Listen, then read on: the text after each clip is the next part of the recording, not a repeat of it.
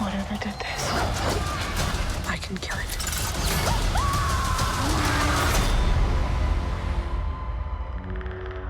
I'm going to go ahead and we're going to jump into my review for Dan Trachtenberg's Prey. And for those that don't know, this is the latest entry in the Predator franchise, chat, the prequel sequel to the Predator franchise. Of course, it's coming off of the last release, chat, which is Predator 2018, which I honestly regard as one of the absolute worst Predator movies. Chat, go ahead and check out some of my earlier content where I ranked it in the Predator franchise. Here's a hint, very, very low. But for those that don't know, the premise of this movie, chat, it focuses on a very skilled Comanche warrior who wants to prove to her tribe that not only is she, an expert tracker, chat, but she can also hunt and be one of the premier hunters for her tribe, and she can be in a leadership position. However, she and her tribe and also these goddamn colonizers, chat, these French fur hunters, encounter a highly evolved alien, chat, that has landed on the planet, the Predator, who we've seen throughout, the entire Predator franchise. This is just the latest version. Actually, they say this is the first time a Predator has been on Earth. And we follow this character, chat, of Naru, as she both fights against the Predator and the colonizers, chat, but also against the wilderness itself, while also trying to prove that she can defeat this extraterrestrial warrior. Now, as I said before, I was anticipating this movie. I'm a big fan of Dan Trachtenberg's previous film, which I reviewed recently, chat, 10 Cloverfield Lane. I think it's just a really smartly written, directed, and acted sci-fi horror thriller, chat. Terrific performances. And so, I was curious what he was going to do next for so long. And, I know that he's done some television stuff. Obviously he directed, I think, one of the first episodes of The Boys. He did, I think, like another genre show, The Lost Sybil, based on Dan Brown's books, or he directed the pilot of that. But, it's been some time since he directed a feature film, 2016. And so this is it, so many years later, Chad, into a new decade. And so my expectations were high because of him and his talent. Even though the Predator franchise is definitely, it's waned over time, Chad. I think, there's more good Predator movies than bad Predator movies, but, thanks to The Predator, thanks to films like Alien vs. Predator Requiem, it's like, it's not as held as high regard as it used to be, chat. And so it's like, well, the only way, it could obviously, get better if someone like him coming in, and I have to say, chat, kind of go over my overall thoughts on the movie.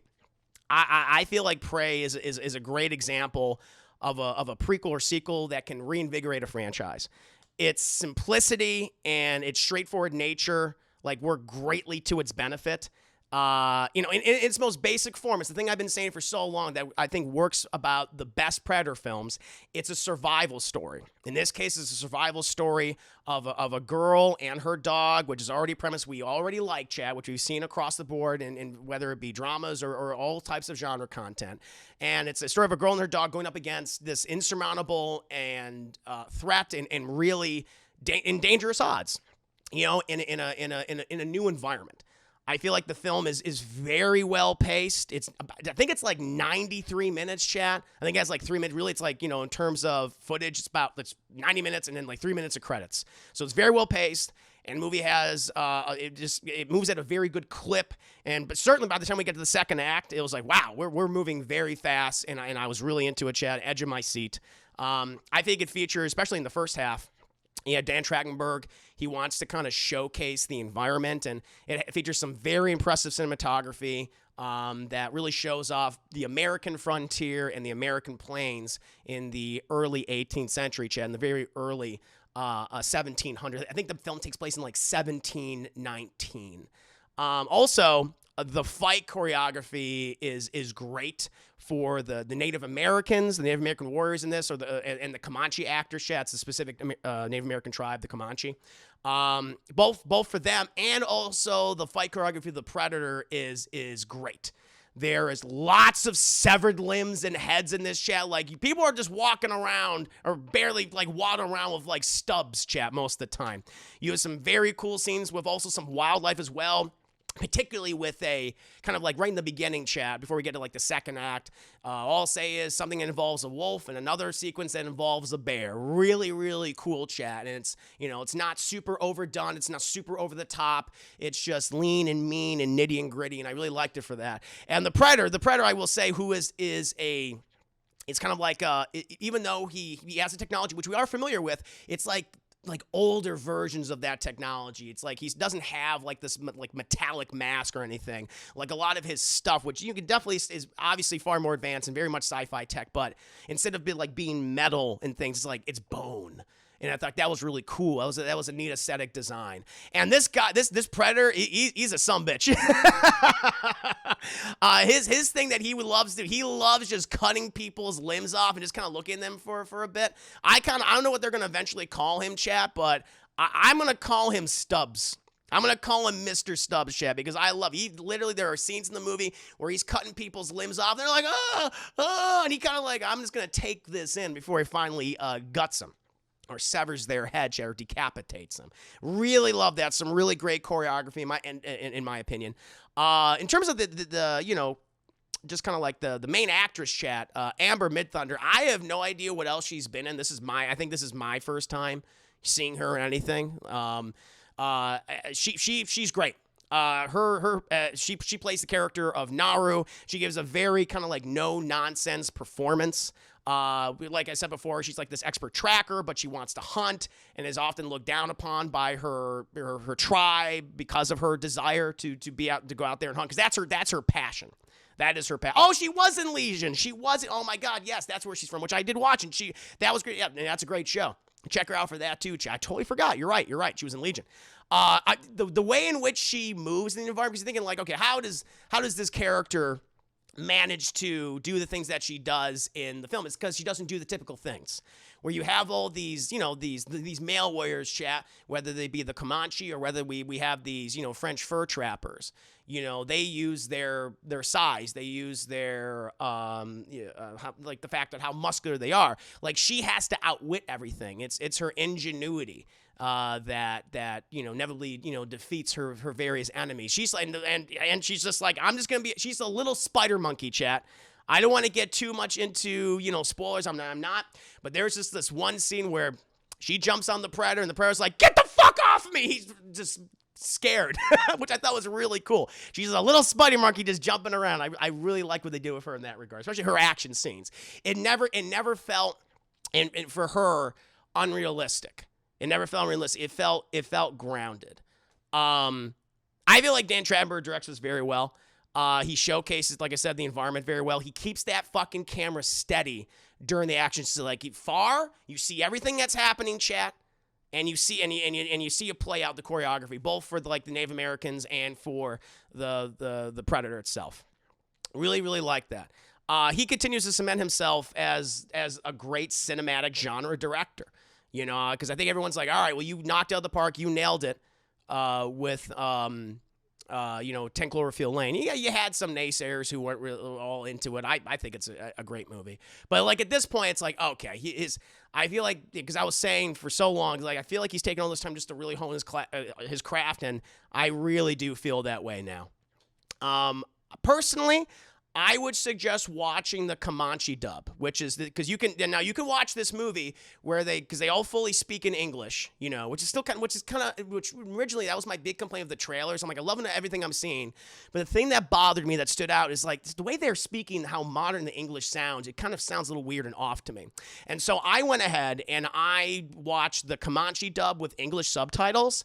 I personally say that's the way you should watch this movie. I feel like you feel more immersed and you have to pay attention more to what the characters are saying now, and I really like that, chat. And I felt more like it just grounded the setting a bit more for me, and I really like that.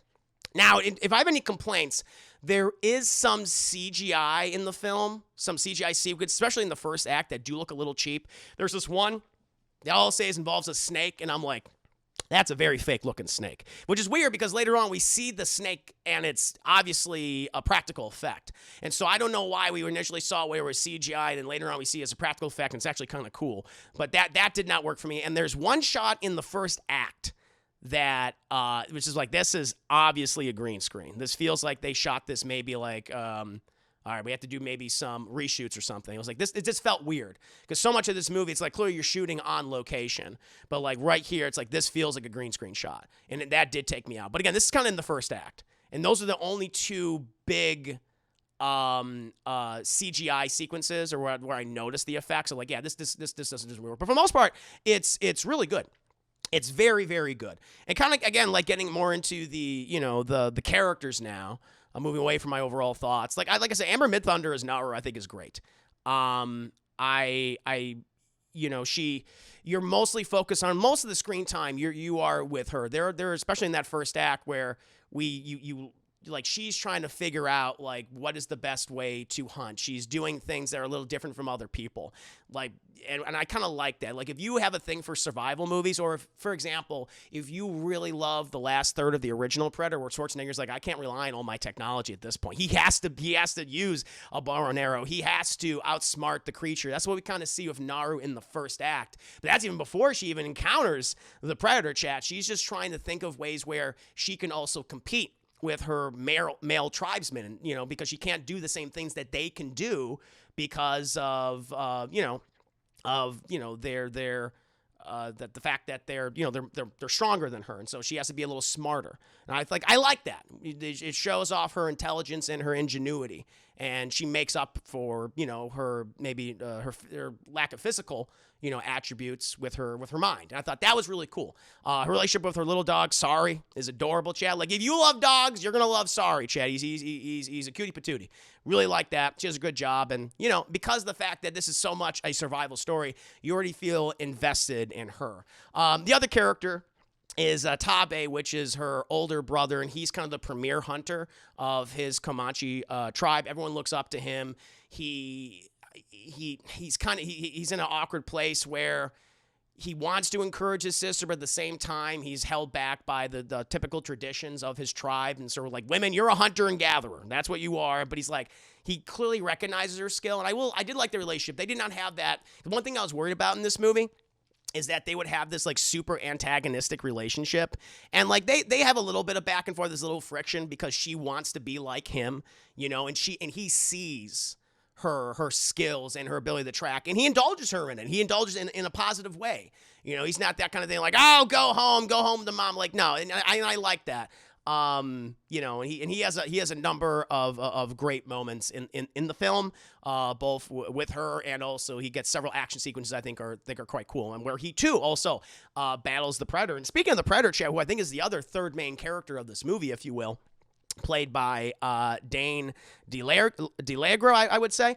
I love this guy. I feel like this Predator is going to stand out among like a lot of the Predators that we've seen in previous films. Certainly, he's kind of up there to me with the original Predator because he is more advanced than anyone else. But I like that he's trying to figure out this world too, because supposedly this is the first time a Predator is ever set down on Earth. And so he's like, there'll be scenes where you're just with him and he'll be like examining the flora and fauna around him, which is really interesting. And so he'll be like, for example, he'll be analyzing a rabbit and like, is that rabbit dangerous? What the hell is that? Like, that's pretty cool. I really like that. Like, he's examining the rabbit, he's examining the snake, he's examining the wolf, and the way he carries himself is like very tanky. He feels very powerful. And it also sets up, maybe there's another, we kind of got this in Predators where, okay, clearly there are other different types of species of Predator, races, ethnicities of Predator, tribes. Like his facial structure is very reminiscent of something like from Predators, like the Berserker Predators. Like, oh, well, this is a Berserker Predator. It's interesting. He stands out. And he's also kind of sassy. He's also kind of sassy too, which I love. He brings a personality, Chad. He's just not a monster. There's more to him, and I like it. Like he's learning, he's observing, and he has that code of honor. He won't kill anything that he perceives that he perceives as not being a threat. He's like, well, or if someone, for example, is injured and it was not done by him, then he'll be like, oh, then. I mean, it's not fair to kill you now. That's not good. And so I like that. He's definitely going by that code of honor. And I just loved how he carried himself in the movie. It just kind of stood out to me. It stood out.